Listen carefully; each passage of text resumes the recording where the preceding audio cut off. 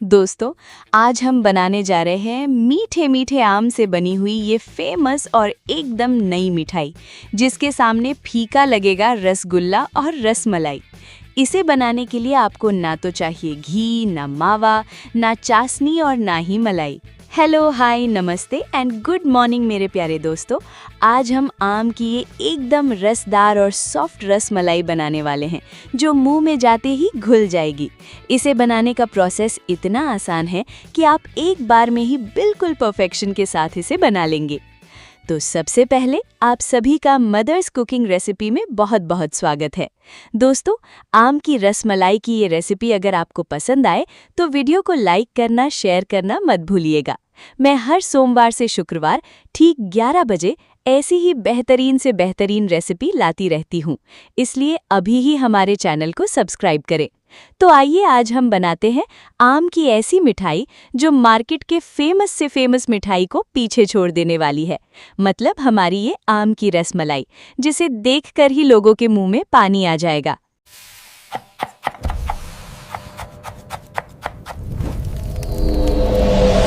तो सबसे पहले हम लेंगे सीजन के एकदम मीठे मीठे आम। तो 2 बड़े साइज के आम हैं जिनका वजन करीबन आधा किलो से ऊपर होगा। इसे बंगनापल्ली आम कहते हैं, यहाँ पर यही फेमस है। आपके इधर जो भी फेमस और मीठे आम मिलते हों वो ले लीजिए। अच्छा दोस्तों, जब आप सिर्फ 2 आम से ये रसदार रसमलाई बनाएंगे ना, तो यकीन मानिए खाने वाले आपको हमेशा याद रखने वाले हैं। ऐसा टेस्ट, ऐसा फ्लेवर, ऐसा नया स्वाद उन्होंने आज से पहले कभी ट्राई नहीं किया होगा। तो अब हमने इन दोनों आमों को धो लिया है। धोने के बाद अब आप लगाइए इस तरह से आम में 2 कट लगाकर आम को 3 पार्ट्स में काट लीजिए। उसके बाद हम इसके पल्प को निकालेंगे। पल्प को निकालने के लिए देखिए इस तरह से हम इसमें कट्स लगाएंगे। इस तरह से कट्स लगाकर पल्प को आसानी से निकाला जा सकता है। अच्छा दोस्तों, अब अगर आप ये सोच रहे हो कि आम की रसमलाई को बनाना मुश्किल होगा, तो ऐसा कुछ नहीं है, क्योंकि बहुत ही आसानी से ये बन जाता है। बस आप ये वीडियो सही से देखिए। हाँ, अगर कट लगाकर आपसे आम के पल्प ना निकले तो फिर आप डायरेक्ट चम्मच से भी पल्प को निकाल सकते हैं। तो जैसे अब आप देखो, हमने सारे पल्प को एक बाउल में निकाल लिया है। अब आप लीजिए एक मीडियम साइज का मिक्सर जार और फिर इसमें आम का सारा पल्प इस तरह से डाल दीजिए। इसके बाद मिठास के लिए हम इसमें 5 चम्मच चीनी डाल रहे हैं। चीनी को देखा जाए तो आप अपने आम के मिठास के अनुसार ही इसे डालें। आम ज़्यादा मीठा है तो चीनी कम डालें, और अगर कम मीठा आम है तो चीनी ज़्यादा पड़ेगा। चीनी के अलावा हम इसमें 60 से 70 ग्राम पनीर डालेंगे। पनीर के कारण ही हमारी ये आम की रसमलाई ऐसी बनेगी कि मुंह में जाते ही घुल जाएगी। इसीलिए आप इसमें पनीर ज़रूर डालें।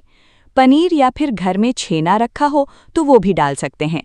साथ में अगर आम का कलर आपको थोड़ा फीका लगे, चूँकि अभी आम अच्छे से मार्केट में उतरे नहीं हैं, तो इसीलिए अगर ज़रूरत पड़े तो ही इसमें केसरी फूड कलर डालें। अब बिना पानी के इनको मिक्सी जार में घुमाइए और चरर करके सभी चीज़ों की पिस लीजिए।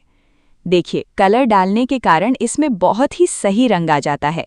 स्पेशली अगर आप प्रोफेशनली इसको बनाना चाहते हैं तो फूड कलर का इस्तेमाल ज़रूर करिए, ज़रूरत के अनुसार। अब इसमें से हम लोग 4 से 5 चम्मच पल्प बाहर निकाल लेंगे एक अलग कटोरे में। इनको आप निकालकर साइड में रख लीजिए। इनका क्या काम है वो मैं आपको आगे बताऊंगी। अब बाकी का बचा हुआ पल्प को हम एक पैन में डालेंगे। हाँ, अभी फ्लेम हमारा ऑफ ही है, तो कटोरा वाला पल्प छोड़ के बचा हुआ सारा पल्प आपको एक पैन में डाल देना है। इसके बाद हम इसमें डालेंगे आधा कप सूजी, जिसे रवा भी कहा जाता है।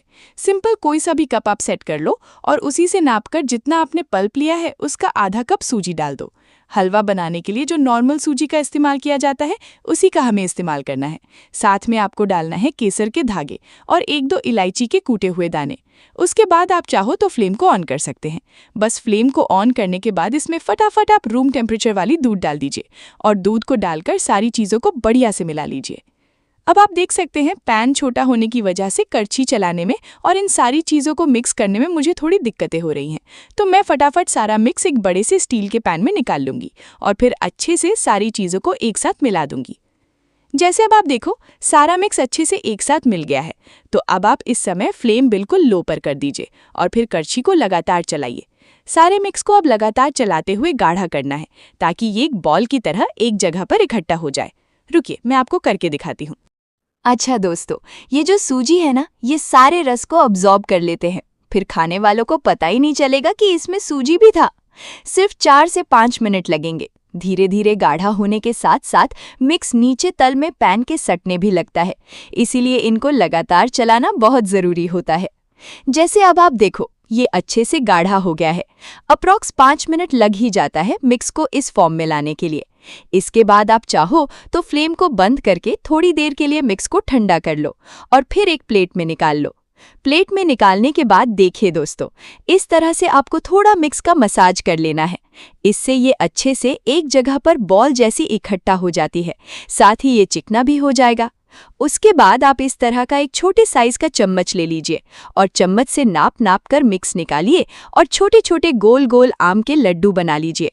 एकदम आसानी से अब ये लड्डू बन जाएंगे। ना आपको हाथों में घी या तेल लगाने की जरूरत पड़ेगी, ना ही ये बिखरेगी, ना ही चिपकेगी। और इस तरह से एकदम छोटे छोटे परफेक्ट साइज के गोल गोल लड्डू तैयार हो जाएगी। जैसे अब ये लीजिए, हमारी एकदम रसदार आम की रसमलाई के लिए आम की छोटे छोटे बॉल्स तैयार हैं। अब आइए, आपको मैं इसे स्पंजी करने का सीक्रेट तरीका बताती हूँ, जिसके बाद तो ये ऐसी बनेगी कि मुंह में रखते ही घुल जाने वाली है। तो अब आपको एक प्लेट लेना है, या फिर स्टीमर प्लेट है तो वो ले लीजिए। प्लेट में एक बटर पेपर या फॉइल पेपर उसी साइज का काट कर लगा दीजिए। उसके बाद पेपर पर आपको थोड़ा सा घी या तेल लगा देना है, जिससे बॉल्स स्टीम होते समय चिपके ना और ना ही टूटे। अब घी ग्रीस करने के बाद प्लेट में एक एक करके लड्डू रखिए। लड्डू रखते समय थोड़ा थोड़ा स्पेस मेंटेन ज़रूर करिएगा। और फिर आपको फ्लेम को ऑन करना है और इस पर कढ़ाई में पानी डालकर पानी को गर्म होने के लिए चढ़ाना है। प्लेट रखने से पहले आप इस तरह से एक स्टैंड रख दो। स्टैंड ना हो तो नीचे में एक कटोरा रख सकते हैं और फिर इसके ऊपर लड्डुओं वाला प्लेट रखिए। अब लड्डू को कवर करके 4 से 5 मिनट सिर्फ स्टीम करना है।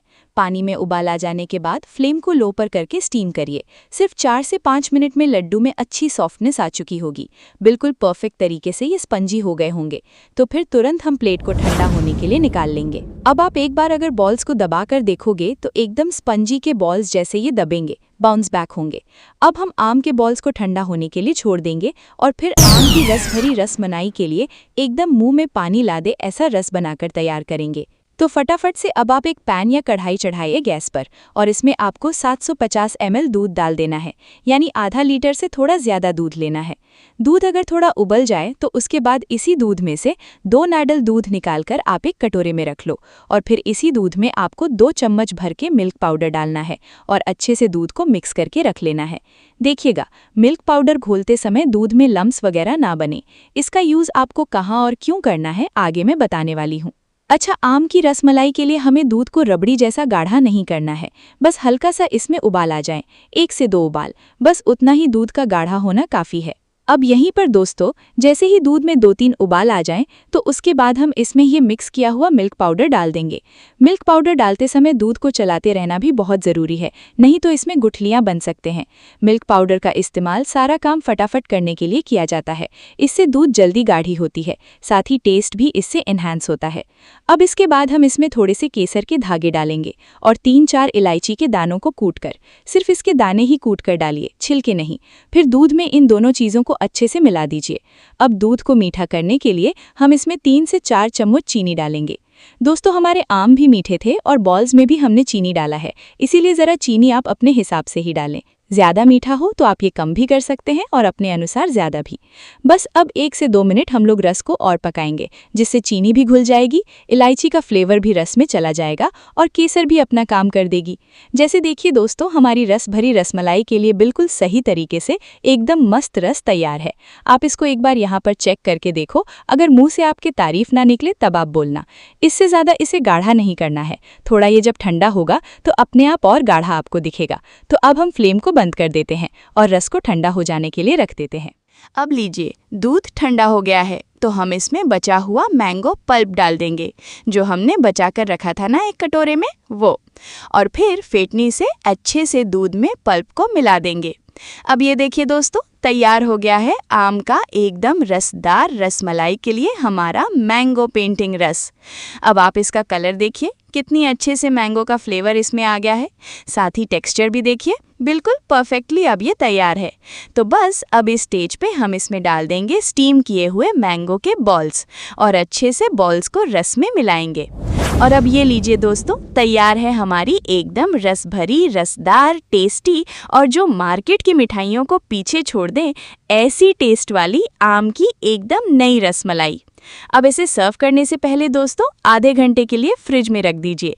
थोड़ी ये ठंडी हो जाएगी तो खाने में और भी ज़्यादा मज़ा आएगा।